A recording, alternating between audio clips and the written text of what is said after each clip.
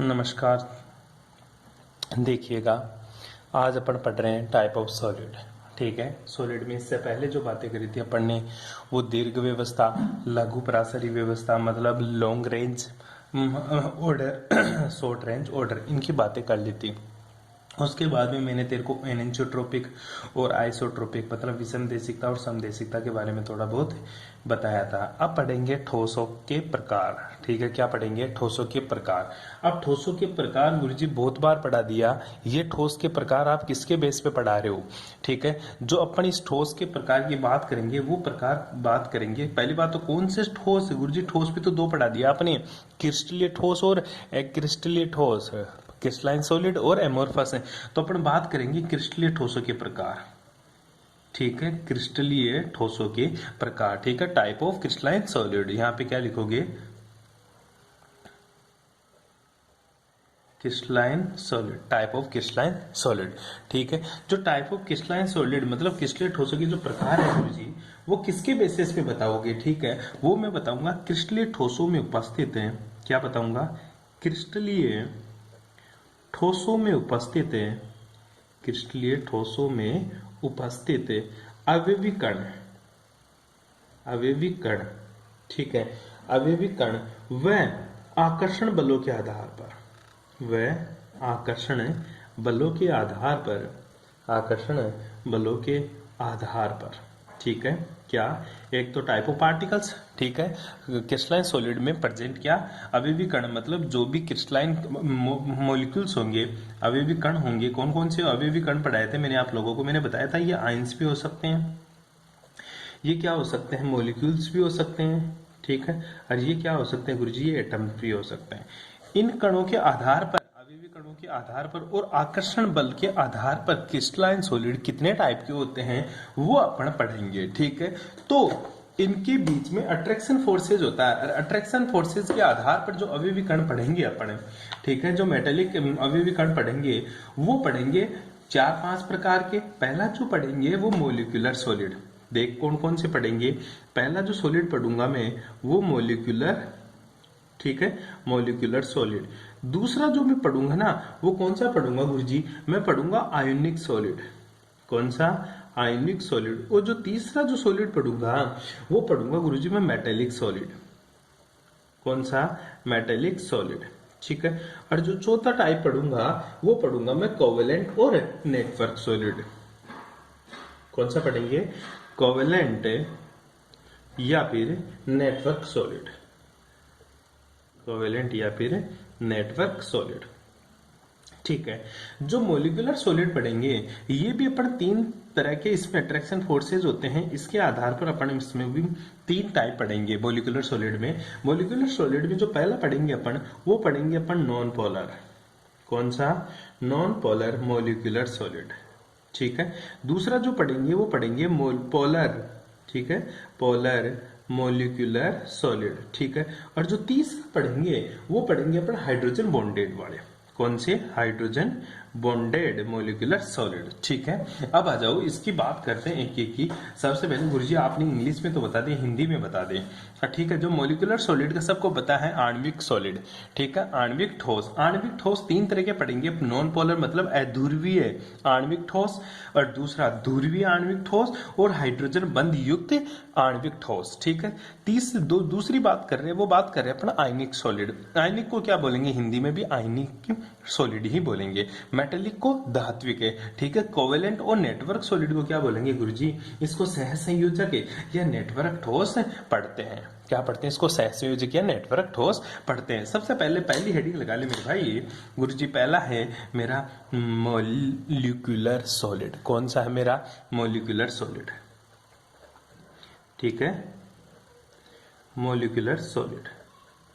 ठीक है, बात आती है गुरुजी मोलिकुलर सॉलिड का मतलब क्या होता है? जो मोलिकुलर सॉलिड होता है ना वो किसके बीच में बनता है गुरुजी? मोलिक्यूल्स और मोलिक्यूल्स के बीच में। ठीक है, मोलिक्यूल्स और इधर भी क्या बढ़ेगा तेरा? मोलिक्यूल्स। 2 मोलिक्यूल्स होंगे, उनके बीच में किसी टाइप का अट्रैक्शन फोर्सेस प्रेजेंट होगा। कौन सा?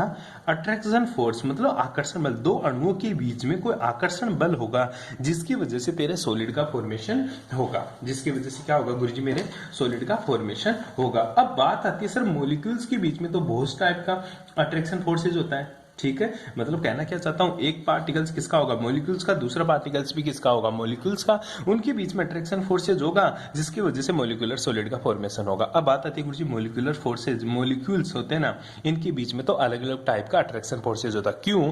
मान ले गुरुजी मैं सेम मॉलिक्यूल्स ले लूं, सेम अणु ले लूं। एक अणु ले लिया हाइड्रोजन का और दूसरा अणु मैंने किसका ले लिया? क्लोरीन का, ठीक है। तो इनके बीच में भी अट्रैक्शन फोर्सेज होता है, HCl का फॉर्मेशन होता है। मान ले गुरुजी एक मैंने हाइड्रोजन ले लिया और दूसरा H2O का मॉलिक्यूल्स ले लिया, इन दोनों के बीच में भी हाइड्रोजन बंद होता है। इसके आधार भी सर मॉलिक्यूल्स अलग अलग टाइप के होते हैं। अगर मॉलिक्यूल्स तेरे अलग अलग टाइप के होते हैं तो मॉलिक्यूलर सॉलिड भी क्या होंगे? तेरे अलग अलग टाइप के होंगे। अब पढ़ते हैं टाइप ऑफ मॉलिक्यूलर सॉलिड, ठीक है। टाइप ऑफ मॉलिक्यूलर सॉलिड में जो सबसे पहले मैंने बता दिया नॉन पोलर, पोलर और हाइड्रोजन बॉन्डेड मॉलिक्यूलर सॉलिड। सबसे पहला जो पढ़ेंगे वो पढ़ेंगे अपन नॉन पोलर। कौन सा पढ़ेंगे? नॉन पोलर, ठीक है। Non polar molecular solid, non polar molecular solid. आ जाओ इसकी बात करते हैं। नॉन पोलर मॉलिक्यूलर सॉलिड की बात करते हैं तो अपन इसमें छोटी सी बात करते हैं गुरुजी, ये जो नॉन पोलर मॉलिक्यूलर सॉलिड होता है ना, इसका मतलब क्या होता है, ठीक है। नॉन पोलर मॉलिक्यूलर सॉलिड का मतलब सिंपल सी बात है गुरुजी, दो मॉलिक्यूल्स के बीच में जो टू मॉलिक्यूल्स होंगे मेरे, ठीक है, दो मॉलिक्यूल्स के बीच में कौन सा बॉन्ड बनेगा गुरुजी? नॉन पोलर बॉन्ड बनेगा। कौन सा?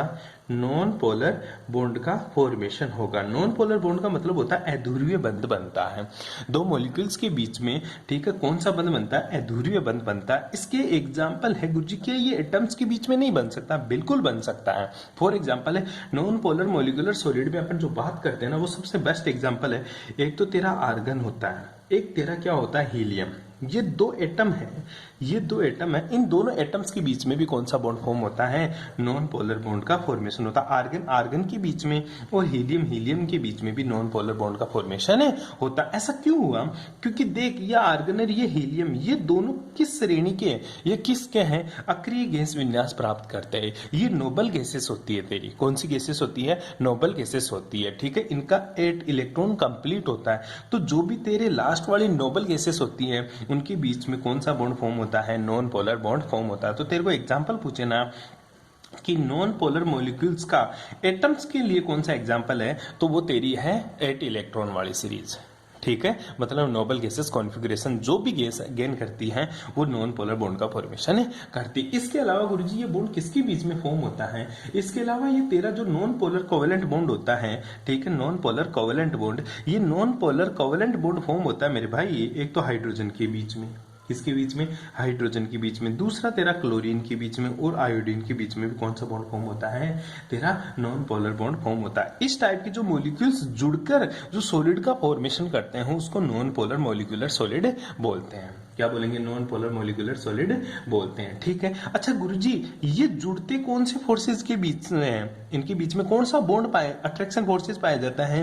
इनके बीच में आयनिक बॉन्ड अट्रैक्शन फोर्सेज पाया जाता है या फिर मेटालिक अट्रैक्शन फोर्सेज पाए जाते हैं? इनके बीच में कौन सा आकर्षण बल होता है जिसकी वजह से इनके बीच में बंध तो ध्रुवीय बनता है और सॉलिड का फॉर्मेशन होता है, ठीक है। आओ इसके बारे में पर चर्चा करते हैं कि इनके बीच में कौन सा बॉन्ड का फॉर्मेशन होता है, ठीक है। देखिएगा एक बार, हाँ।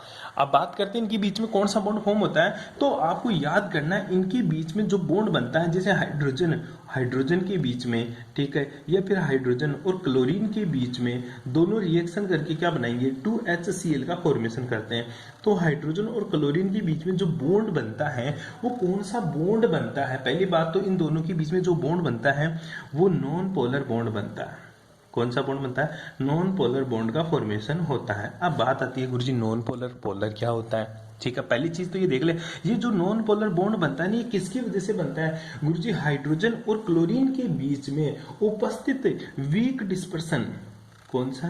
वीक डिस्पर्सन, वीक डिस्पर्सन, ठीक है, वीक डिस्पर्सन फोर्सेस, ठीक है, वीक डिस्पर्सन फोर्सेस, या फिर इसी को कौन सा फोर्सेस बोलते हैं गुरुजी, इसी को मैं कौन सा बोलता हूँ, लंदन फोर्सेस बोलता हूँ। कौन सा फोर्सेस, लंदन फोर्सेस इनके बीच में पाया जाता है, जिसकी वजह से ये दोनों मिलकर क्या बनाते हैं, एक सॉलिड का फॉर्मेशन करते हैं। फॉर एग्जाम्पल HCl का ये सॉलिड का फॉर्मेशन करते हैं। ठीक है, अब बात आती है जो ये नॉन पोलर सॉलिड बनता है, ठीक है, नॉन पोलर सॉलिड, पहली बात आती है गुरुजी नॉन पोलर का मतलब क्या होता है, ठीक है, और दूसरा पोलर का मतलब क्या होता है। तूने शुरू से पढ़ा है कि जो मेरा पानी होता है ना वो एक पोलर कंपाउंड होता है, और पानी के लिए पानी की स्ट्रक्चर इस टाइप की होती है, इसके लिए mu is not equal to क्या होता है, 0। अगर जिसके लिए mu is not equal to 0, mu क्या होता है तेरा डाइपोल मोमेंट, म्यू क्या होता है तेरा डाइपोल मोमेंट, हिंदी में क्या बोलेंगे इसको, द्विध्रुव आघूर्ण, द्विध्रुव आघूर्ण। ठीक है, तो द्विध्रुव आघूर्ण जिसका 0 नहीं होता वो कंपाउंड हमेशा पोलर होता है, और जिसका म्यू क्या हो 0 हो उस वो क्या होता है तेरा नॉन पोलर। तो क्या गुरुजी हाइड्रोजन और क्लोरीन के लिए क्या इनके बीच में म्यू नॉट इक्वल टू 0 होगा, या फिर mu is not equal to 0 होगा।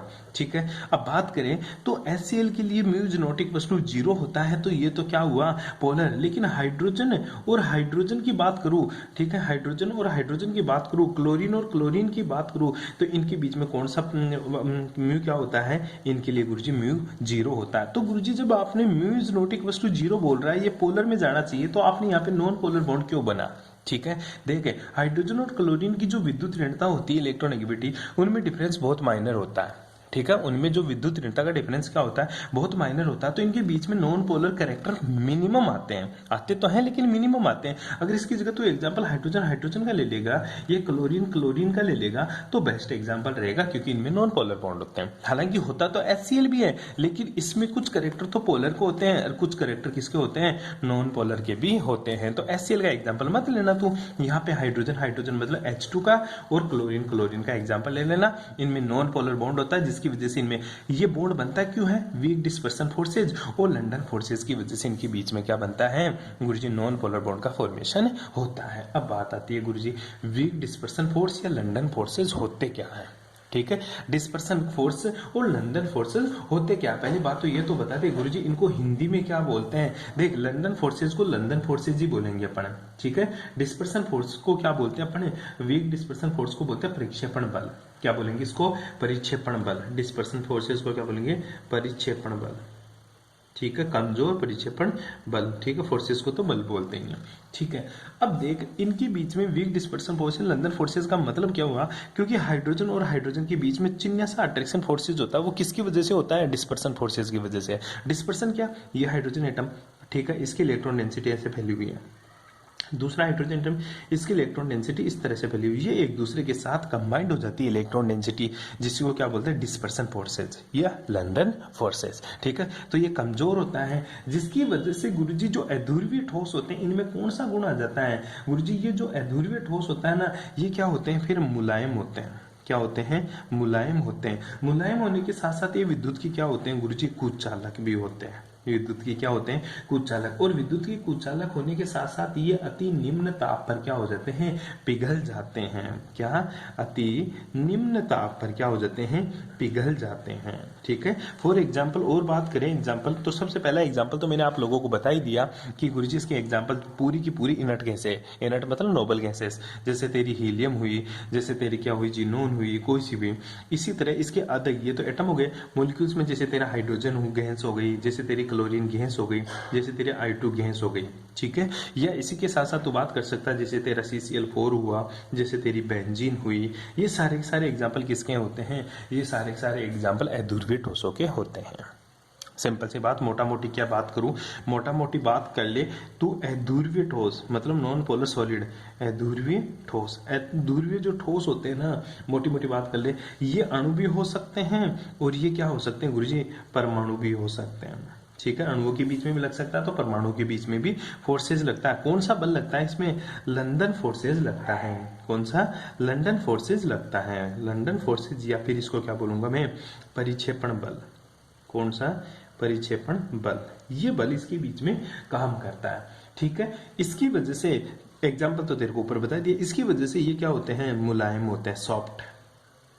ठीक है, ये क्या होते हैं, मुलायम होते हैं। विद्युत के क्या होते हैं, कुचालक। ठीक है, मतलब कंडक्टेंस शो नहीं करते हैं। ठीक है, नॉन कंडक्टेंस होते हैं, नॉन कंडक्टर होते हैं। ठीक है, ये बातें अपने किसमें पड़ी, अध्रुवीय ठोसों में। अब बात करते हैं गुरुजी, दूसरा जो इसमें बल होता है वो कौन सा होता है तेरा, ध्रुवीय। ठीक है, तो ध्रुवीय में क्या बातें आती है वो देख, छोटा सा सिंपल सा। ठीक है, ध्रुवीय ठोस कौन सा तेरा, ध्रुवीय ठोस। ठीक है, ध्रुवीय ठोस क्या बोलते हैं इसको, ये गुरुजी जो ध्रुवीय ठोस होता है ना, इसको मैं क्या बोलूंगा, सिंपल सी बात होता है इसको पोलर मोलिकुलर सॉलिड। क्या बोलूंगा इसको, पोलर मोलिकुलर, ठीक है, सॉलिड। छोटी छोटी बातें करेंगे। ठीक है, पोलर मोलिकुलर सॉलिड की गुरुजी किसके बीच में लगता है, अध्रुवीय ठोस। तो अध्रुवीय ठोस में तो एटम भी हो सकता है, अणु भी हो सकता है, लेकिन तेरा जो ध्रुवीय ठोस होता है ना, ये किसके बीच में काम करता है, ये केवल काम करता है गुरुजी अणुओं के बीच में। किसके बीच में लगता है, अणुओं के लिए। ठीक है, पोलर मोलिकुलर सॉलिड क्या होते हैं, अणु होते हैं। मतलब क्या होते हैं गुरुजी, इसमें केवल मोलिक्यूल्स ही काम करते हैं। क्या काम करते हैं, इसमें केवल मोलिक्यूल्स ही काम करते हैं। ठीक है, जो गुरुजी दो मॉलिक्यूल्स हैं, ठीक है, पोलर तो एक एग्जांपल याद आ जाता है मेरे को, बात करते हैं H2O। क्या, H2O, ये पोलर होता है, लेकिन इसके बीच में कौन सा बंध पाया जाता है, हाइड्रोजन बंध। तो इसको अपन इसमें काउंट नहीं करेंगे। तो सर नॉन पोलर में कौन कौन से मॉलिक्यूल्स आएंगे। ठीक है, पहली बात तो पोलर जो होते हैं वो सारे के सारे तेरा HCl हुआ, तेरा SO2 गैस हुई तेरी। ठीक है, ये सारे के सारे जो एग्जाम्पल होते हैं ना, ये पोलर होते हैं। सारे के सारे एग्जाम्पल क्या होते हैं तेरे, पोलर होते हैं। इसके अलावा तो NH3 भी बात कर सकता है, किसकी, NH3। ठीक है, ये सारे के सारे क्या होते हैं तेरे, मॉलिक्यूल से पोलर होते हैं। तो H2O की भी बात कर सकता है, लेकिन H2O के लिए अपन अलग श्रेणी रखेंगे, हाइड्रोजन बंध, क्योंकि H2O में क्या होता है तेरा, हाइड्रोजन बंध पाया जाता है, इसलिए H2O तेरा एक्सेप्शनल होता है। क्या होता है, एक्सेप्शनल का मतलब हुआ गुरुजी ये दोनों में काम करता है, पोलर भी होता है मॉलिक्यूल्स, लेकिन इसमें हाइड्रोजन बंध पाया जाता है, इसलिए तीसरे प्रकार में पढ़ेंगे। तो यहाँ से इसको काट देना। पहली बात, पोलर मॉलिक्यूलर सॉलिड की बात क्या करेंगे गुरुजी, जो पोलर मॉलिक्यूलर सॉलिड होते हैं ना, ये किस में पाया जाता है, पहली बात तो HCl, SO2, NH3 जैसे लाइक मॉलिक्यूल्स में ये प्रेजेंट होता है। इसमें पोलर कोवेलेंट बॉन्ड का फॉर्मेशन होता है। ठीक है, अब देख HCl होता है ना गुरुजी, तो HCl के बीच में कोई अट्रैक्शन फोर्सेज होता है। तो HCl तो हुआ पोलर मोलिकुलर सॉलिड, वहां पे हाइड्रोजन के बीच में कौन सा अट्रैक्शन फोर्सेज, लंडन फोर्सेज या वीक डिस्पर्सन फोर्सेज पाया जाता था। लेकिन यहाँ HCl के बीच में कौन सा फोर्स पाया जाता है, यहाँ जो HCl होता है ना, इनके बीच में डाइपोल इंटरेक्शन पाया जाता है। क्या पाया जाता है, डाइपोल इंटरेक्शन फोर्सेज। ठीक है, डाइपोल इंटरेक्शन फोर्सेज, इनके बीच में कौन सा फोर्सेज पाया जाता है गुरुजी, इनके बीच में डाइपोल इंटरेक्शन फोर्सेज पाई जाती है। ठीक है, जिसकी वजह से इनके बीच में ये जो डाइपोल इंटरेक्शन फोर्सेज होता है ना, ये लंडन फोर्सेज या फिर डिस्पर्सन फोर्सेज से स्ट्रॉन्ग होता है। क्या होता है, उससे स्ट्रॉन्ग होता है गुरुजी। ठीक है, ध्यान दो इस चीज के बारे में, इनके बीच में। अब दूसरा जो स्ट्रॉन्ग होता है ना, डाइपोल इंटरेक्शन फोर्सेज पाए जाने की वजह से इनका क्या होता है, जो गुरुजी मेल्टिंग पॉइंट या फिर जो बॉइलिंग पॉइंट होता है ना, कौन सा फोर्स, मेल्टिंग पॉइंट या फिर जो बॉइलिंग पॉइंट होता है ना, वो क्या होता है गुरुजी, नॉन पोलर सॉलिड से क्या होते हैं, हाई होते हैं। क्या होते हैं, हाई होते हैं। मतलब ध्रुवीय ठोसों का गलनांक और क्वथनांक अध्रुवीय ठोसों से ज्यादा होता है। क्यों, क्योंकि ध्रुवीय ठोसों में डाइपोल इंटरेक्शन फोर्सेज होता है, जबकि अध्रुवीय ठोसों में क्या डिस्पर्सन फोर्सेज या फिर लंडन फोर्सेज पाया जाता है। डिस्पर्सन फोर्सेज या लंडन फोर्सेज डाइपोल इंटरेक्शन से कमजोर होते हैं, इसलिए जो ध्रुवीय ठोस है इनका मेल्टिंग पॉइंट और बॉइलिंग पॉइंट क्या होते हैं, हाई होता है। ये उन्हीं की तरह क्या होते हैं, सॉफ्ट होते हैं। क्या होते हैं, सॉफ्ट मतलब उन्हीं की तरह क्या होते हैं गुरुजी, ये मुलायम होते हैं। ठीक है, उन्हीं की तरह क्या होते हैं, मुलायम होते हैं। और जो पोलर मोलिकुलर सॉलिड होते हैं ना, ये भी क्या होते हैं गुरुजी, ये भी गुरुजी सिंपल सी बात होती है, ये भी मेरे क्या होते हैं, नॉन कंडक्टर होते हैं। क्या होते हैं, नॉन कंडक्टर। नॉन कंडक्टर का मतलब क्या हुआ गुरुजी, नॉन कंडक्टर का मतलब हुआ कि ये भी विद्युत के क्या होते हैं, कुचालक होते हैं। क्या होते हैं, कुचालक होते हैं विद्युत के। नॉन पोलर कंडक्टर मतलब ये भी विद्युत के क्या होते हैं, कुचालक होते हैं। कोई दिक्कत यहाँ तक है, कोई दिक्कत रहे। ठीक है, अब देख जो नॉन पोलर सॉलिड होते हैं, जो पोलर सॉलिड थे, इनकी बातें अपन ने क्या कर ली, खत्म कर ली। अब बात करते हैं जो ये ध्रुवीय ठोस होना, ये रूम टेम्परेचर पर तो गैसेस स्टेट में होते हैं, जैसे NH3 और SO2 तेरे कौन सी स्टेट में होते हैं, गैसेस में। HCl भी तेरा गैसेस स्टेट में होता है, लिक्विड स्टेट में भी हो सकता है, ठीक है। तो ये लिक्विड और गैस दोनों में पाए जाते हैं। नेक्स्ट जो बात करेंगे अपन, वो बात करेंगे हाइड्रोजन बंधित ठोसों की। किसकी बात करेंगे, ये तो तेरा दूसरा था। अब जो बात करेंगे वो तीसरा, हाइड्रोजन बंधित ठोस, ठीक है। हाइड्रोजन बंधित ठोस इंग्लिश में क्या बोलेंगे, हाइड्रोजन बॉन्डेड मोलिकुलर सॉलिड। क्या बोलेगा तू, hydrogen bonded molecular solid, hydrogen bonded molecular solid. Simple सी बात करता है, हाइड्रोजन बॉन्डेड मोलिकुलर सॉलिड क्या होते हैं, वही बातें करेंगे गुरुजी। हाइड्रोजन बॉन्डेड मोलिकुलर सॉलिड क्या होते हैं, पहली बात तो ये सारे के सारे क्या होते हैं गुरुजी, मॉलिक्यूल्स ही होते हैं।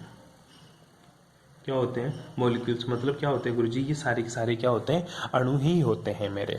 क्या होते हैं तेरे, अणु ही होते हैं, ठीक है। अब इनमें कौन सा बॉन्ड पाया जाता है गुरुजी, इनके बीच में हाइड्रोजन बॉन्ड पाया जाता है। कौन सा बॉन्ड पाया जाता है इनमें गुरुजी, हाइड्रोजन बॉन्ड उपस्थित होते हैं। जो हाइड्रोजन बॉन्ड की उपस्थिति के कारण ये क्या होते हैं, वो तो सॉफ्ट थे सारे के सारे। जो हाइड्रोजन बॉन्ड की वजह से जो फोर्सेज लगता है ना, वो डाइपोल डाइपोल इंटरेक्शन फोर्सेज से भी स्ट्रांग होता है, लंडन फोर्सेज से तो होगा ही होगा, जिसकी वजह से ये क्या पाए जाते हैं, सॉलिड और रिजिड, ठीक है। रिजिड का मतलब होता है गुरुजी ये कठोर होते हैं। क्या होते हैं, कठोर होते हैं। फॉर एग्जाम्पल जैसे मैं H2O की बात करूं, अगर H2O के बीच में और H2O के बीच में कौन सा बंध पाया जाए गुरुजी, हाइड्रोजन बंध उपस्थित हो जाए ना, तो ये H2O किस में बदल जाता है, ये गुरुजी सॉलिड में बदल जाता है। फॉर एग्जाम्पल तेरी आइस क्या होती है, आइस। आइस क्या होती है, बिल्कुल गुरुजी रिजिड होती है, कठोर होती है। क्या होती है, कठोर होती है, सॉलिड होती है, जो कि क्या होती है मेरी, कठोर होती है। तीसरी बात, ये भी क्या होते हैं गुरुजी, नॉन कंडक्टर होते हैं।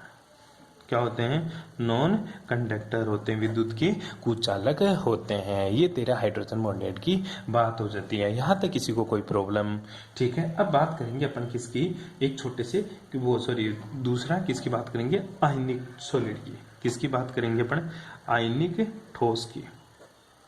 किसकी बात करेगा तू, आयनिक ठोस, ठीक है। अब आयनिक ठोस की बातें करें, ठीक है, तो गुरुजी आयनिक ठोस क्या होता है, ठीक है। पहली चीज, आयनिक ठोस को इंग्लिश में क्या बोलेंगे, आयनिक सॉलिड।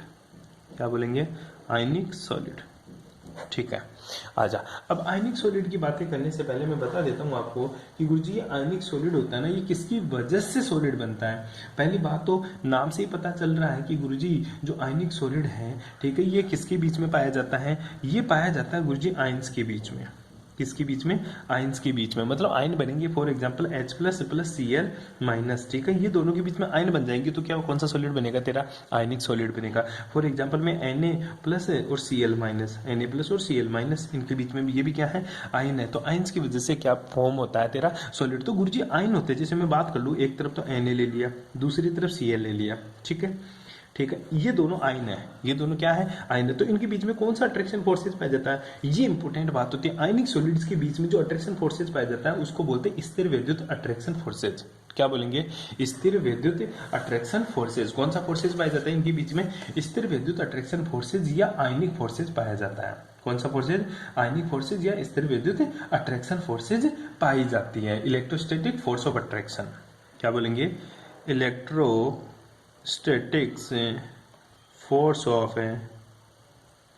ऑफ अट्रैक्शन, ठीक है। स्थिर विद्युत अट्रैक्शन फोर्सेज पाई जाती है किसके बीच में, आयनिक सॉलिड्स के बीच में, जिसकी वजह से क्या क्या इसके गुण बदल जाते हैं वो देखिएगा जरा, ठीक है। गुरुजी आयनिक ठोसों के बीच में कौन सा स्थिर विद्युत अट्रैक्शन फोर्सेज पाया जाता है, जिसकी वजह से पहली बात तो एग्जांपल याद कर ले, जैसे तेरा NaCl, जैसे तेरा HCl, HCl दोनों होता है भाई साहब, ध्यान दियो इस चीज के बारे में। HCl, सॉरी तू तो KCl ले ले, क्या ले ले, KCl, NaCl और KCl, HCl को मत ले, कंफ्यूज हो जाएगा, ठीक है।